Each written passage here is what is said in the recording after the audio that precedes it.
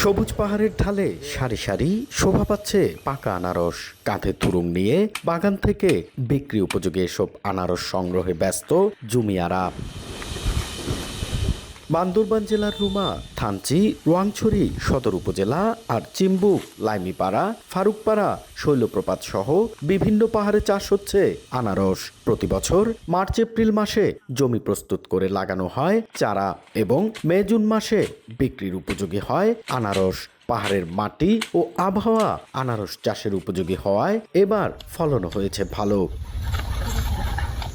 বান্দরবানের পাহাড়ে উৎপাদিত আনারস বিক্রি হচ্ছে স্থানীয় হাটবাজার ও পর্যটন কেন্দ্রগুলোতে।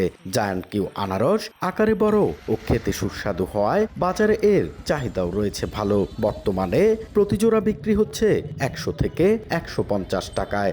এসব আনারস যাচ্ছে দেশের বিভিন্ন অঞ্চলে। ভালো দাম পাওয়ায় খুশি চাষিরা।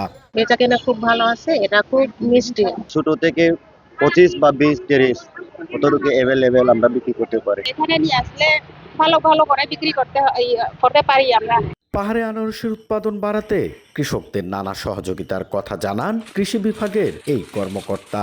বান্দরবনের মাটির যে গুণট এবং মাটির যে পুষ্টি উপাদান এইটা এবং বৃষ্টিপাতের যে বিতরণটা, কোন সময়ে বৃষ্টিপাতটা দরকার, সব মিলিয়ে এটা আবহাওয়াটা বান্দরবনে আনারস সহ বিভিন্ন ফল চাষের জন্য উপযোগী। কৃষি বিভাগের তথ্য মতে চলতি বছর জেলায় 4000 হেক্টর জমিতে আনারসের আবাদ করা হয়েছে।